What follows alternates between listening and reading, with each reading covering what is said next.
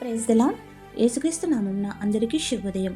యేసుక్రీస్తు శిల్వ శ్రమల ధ్యానములలో పాల్గొంటున్న దేవుని విశ్వాసులందరికీ వందన మరణాతులు తెలుపుతూ మార్చి 30వ తేదీ 2026 పరిశుద్ధ సోమవారం కొరకు ఏర్పాటు చేయబడిన క్రీస్తు శిలువలో పలికిన 1-2 మాటల వాక్య ధ్యానం. ఈ రోజు నుండి పరిశుద్ధ వారములు ప్రారంభమైంది కావున ఈ చివరి 5 రోజులు కూడా ఆయన యొక్క శిలువను ధ్యానించుచు విలువను పెంచుకుందాము, కావలసినవెల్లా అందుకుందాం. 1వ మాట లూకా సువార్త 23వ అధ్యాయము 34వ వచనం. యేసు, తండ్రి, వీరేమి చేయుచున్నారో వీరెరుగరు కనుక వీరిని క్షమించమని చెప్పెను. ఆమేన్. ప్రియమైన దేవుని జనాంగమా, మన రక్షకుడు విమోచకుడైన యేసుక్రీస్తు శిల్వపై శారీరధారిగా పలికిన చివరి 7 మాటలలో మొదటి మాట, 2వ మాటలను ఈరోజు దేవుని వాక్య వాగ్దానంగా అన్వయించుకుని ధ్యానించుకుందాం. యేసుక్రీస్తు ఆయనను సిల్వ వేయుచున్న వారి కొరకు విజ్ఞాపన ప్రార్థన చేసెను. పరలోకంలో తండ్రి కుడిపార్శ్వమున సింహాసనముపై కూర్చుండవలసిన యేసుక్రీస్తు సిల్వ అనే సింహాసనంపై మేకులతో అంటగొట్టబడెను. అంత బాధలోనూ కూడా దగ్గర నుండి సిల్వ వేయుచున్న వారి కొరకు విజ్ఞాపన చేసెను. వారిని రక్షించడానికే పంపిన నీకు అతి ప్రియ కుమారుడైన నన్ను వారు హత్తుకొనక ఆదరించక సిలువకు అంటగొట్టుచున్నారు. కావున నీ కుమారుడైన నా రక్తము ద్వారా వారిని క్షమించమని, వారి పిల్లలు మీదకు రావలసిన దీవెనలను వారు శాపముగా మార్చుకుంటున్నారని క్షమించమని తండ్రిని వేడుకొనెను. యేసుక్రీస్తు ప్రభువు సిలువలో పలికిన మాటలను మనము చేసుకోవడం ద్వారా ఆయనలో ఉన్న దైవ లక్షణములు మనకు అబ్బును.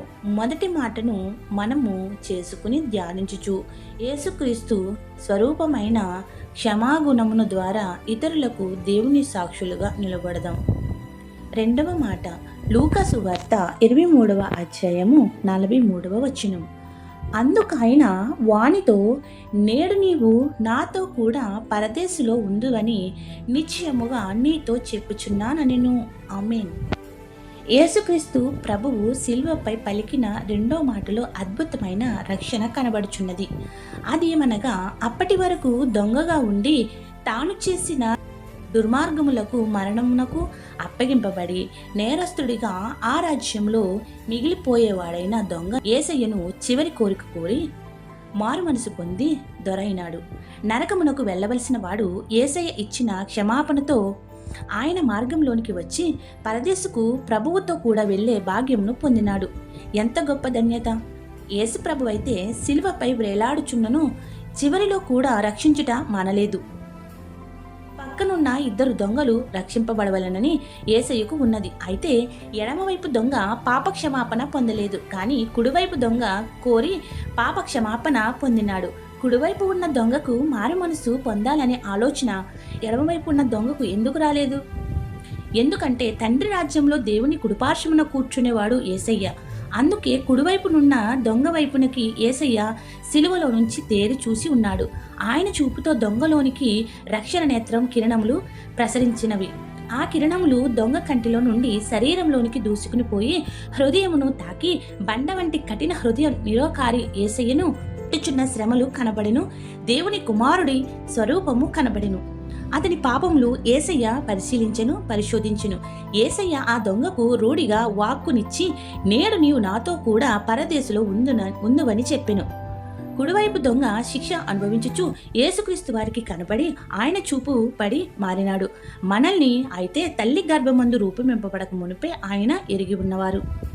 కనుక ఇట్టి ధ్యాన ప్రార్థనల అవకాశం నిర్లక్ష్యము చేయక నేటి నుండైనా నా కొరకే ఆయన సిలువ ఎక్కెను, నా కొరకే ఆయన సిలువను ధరించెను, నా కొరకే ఆయన సిలువను భరించెను అని జ్ఞాపకం చేసుకుంటూ కఠిన హృదయమును కరిగించుకుని సిలువలో వేలాడుతున్న యేసు వైపు చూద్దాము.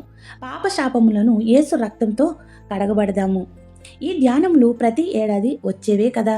ఎప్పుడో యేసు ప్రభు సిలువ పొందితే ఇప్పుడెందుకు అనే దురాలోచనతో సిలువకు దూరం కావద్దు. మన జీవితంలో జరిగిన ఎన్నో కార్యములు ప్రతి సంవత్సరము తలంచుకుంటూ ఉంటాము. చెడ్డవైతే అవి మరలా రాకూడదని, శుభములైతే అంతకంటే మంచి కార్యములు జరగాలని మానవ నైజంలో కోరుకుంటాము కదా.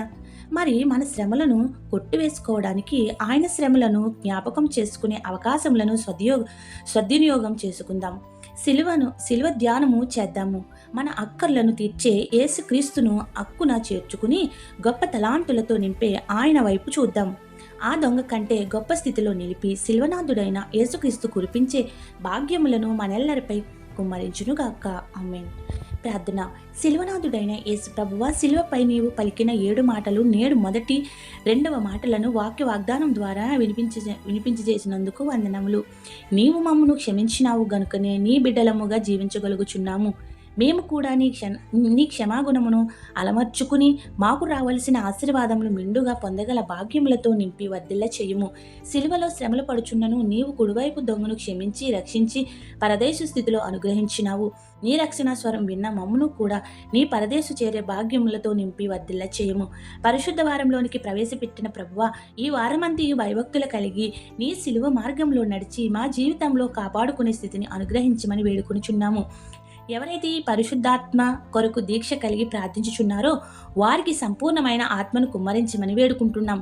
10వ తరగతి పరీక్షలు రాయిచున్న చిన్న బిడ్డలను నీ జ్ఞాపకము దయచేసి ఉత్తీర్ణులుగా మంచి భవిష్యత్తును అనుగ్రహించమని కోరుచున్నాము. ఈ మాటలను విన్న ప్రతి ఒక్కరూ మా జీవితమునకు అన్వయించుకుని నీ నుండి ఏవైతే కోరుకుంటున్నామో వాటిని రెట్టింపుగా మా ఎల్లరకు అనుగ్రహించుము. ధ్యానములలో కొనసాగుచున్న మమ్ములను దీవించి ఆశీర్వదించి నీ రక్తంతో శుద్ధీకరించమని వేడుకొనుచున్నాము. పాల్గొన్న ప్రతి బిడ్డ మనవులను ఆలకించి అందరికీ కావలసినవెల్లా అనుగ్రహించమని వేడుకొనుచున్నాము. మీకోసం మీ పిల్లల కోసం ఏడవండి అని ఉపదేశించిన యేసుక్రీస్తు ప్రభువా, మా కోసం మా పిల్లల కోసం పెడుతున్న అంగలార్పులను ఆలకించి బిడ్డలు లేని వారికి బిడ్డలను, గర్భం ధరించిన వారికి సంపూర్ణ ఆరోగ్యమును, గర్భవతులను సుఖప్రసవంతో వారు కోరుకున్న బిడ్డలను దయచేయము. బిడ్డలు పొందిన వారికి వారి యొక్క భవిష్యత్తులను తీర్చిదిద్దుము. వివాహం కావలసిన బిడ్డలకు వివాహం జరిగించుము. ఆరోగ్యం లేని బిడ్డలకు ఆరోగ్యం అనుగ్రహించుము. గర్భం ధరించకుండా ఎందరో మా సహోదరులకు గర్భసంచిలో దోషములు చేతబడి చల్లంగలతోనూ బిడ్డలు పొందకుండా అడ్డుపెట్టుతున్న దురాత్మశక్తులను పారద్రోలి మీ పరిశుద్ధాత్మశక్తి ద్వారా కావలసిన ఫలములను ఇమ్మని వేడుకొనుచున్నాము. ఈ రోజు జన్మదిన వేడుకలు, పెళ్లి రోజులు జరుపుకుంటున్న బిడ్డలను దీవించుము. అయిన వారిని కోల్పోయిన బిడ్డలకు ఆదరణ దయచేయము. కోర్టు కేసులను పరిష్కరింప చేయుము. అప్పులను తీర్చే శక్తిని దయచేయము. ఇళ్లను నిర్మించే భాగ్యములను అనుగ్రహించుము. వివాహములు జరిపించుము. ఉద్యోగములు, వ్యాపారములు, ఉపాధులు, చదువులు అన్నింటి అభివృద్ధి చేయము. ఏ అంశం విడిచితమో అవన్నీ నీకే సమర్పిస్తూ తండ్రి, కుమార, పరిశుద్ధాత్మ శిల్వనాథుడైన యేసుక్రీస్తు నామమున శిలువలో పలికిన 7 మాటలను ధ్యానించుట ద్వారా మన ఉపవాస ధ్యానముల దీక్షలను సంపూర్ణముగా సఫలం చేసి ప్రార్థన నెరవేర్పులను వరములతో నింపునుగాక. ఆమేన్. ఇట్లు దేవుని స్వార్థ పరిచర్యలో మీ సహోదరి. ఆమేన్. God bless you. అందరికీ మరణాత.